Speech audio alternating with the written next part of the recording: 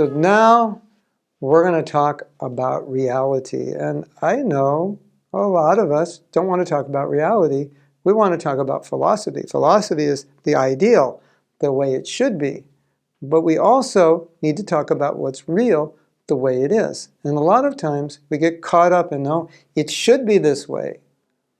But in reality, it's not this way. And we have to look at what it is and deal on that level.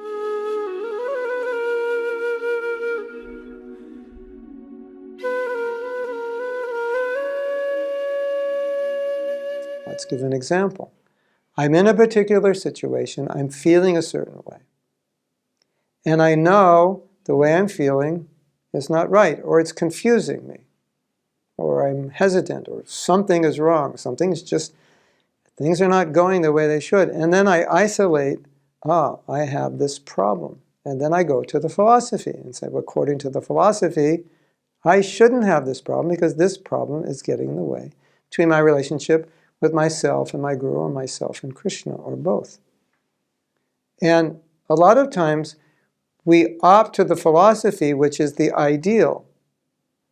And then we try to elevate ourselves to the ideal, which is good, but it only becomes a problem when that's not real for us, when we actually can't do it. Because in trying to elevate ourselves to the ideal, we avoid the reality of our situation. Maybe even pretend that the reality is not there, or pretend that I can transcend it, or pretend that I've healed it when I've actually just suppressed it or ignored it, or transcended by my strong sadhana temporarily, but it's still there. So it's very important when making decisions how to go forward in our bhakti, whether it's adjusting our sadhana, our service, making various choices about where to go, who is my guru, who to take as Siksha guru, if I want to do that.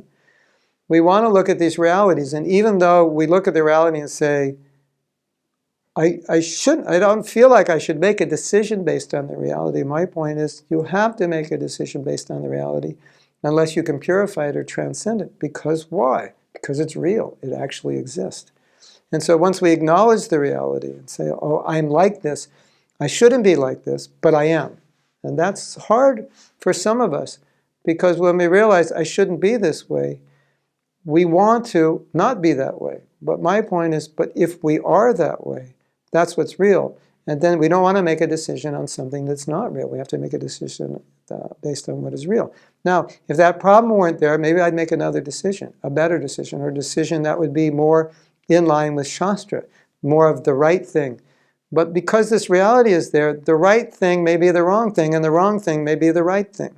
Because the wrong thing, which is maybe a compromise, becomes the source of me going up, whereas the right thing, which is higher, could be the cause of me going down because I can't follow it. So that's important.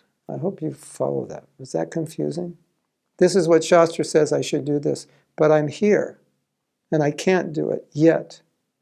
But I want to try, and I feel bad that I'm here, and I know this is right. And when I try to do this, I'm neglecting this reality, I'm not dealing with it. And if I deal with this reality, I'll have to make some compromise or adjustment so that I can get up here. And if I try to shoot for this reality, like when I was young, I used to do high jumping. So you'd have a pole, and then you'd run, and you'd jump over it. And if it's too high, what happens? You crash on the pole. So then you make it lower so you can jump over it, and then you make it a little higher. So you have to adjust it to where you can jump. And if it's too high, you keep failing. So you get it, you jump, and then you get a little higher, you jump. So sometimes the instructions here, it's too high, but you know you should do it, so you adjust it here. And then you can follow this, because that's what's real for you.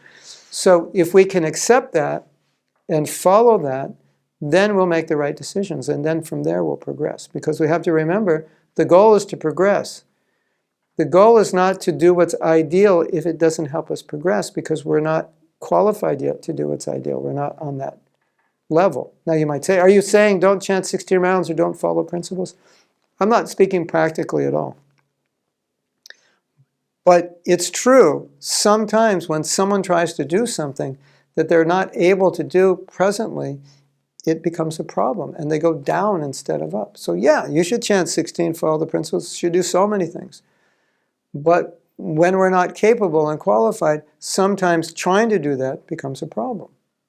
And it becomes worse for our spiritual life. So I would ever say don't chant 16 and follow 4 principles. But in some cases, and sometimes we've seen people become agitated, disturbed, because they're not ready. And it's counteractive. So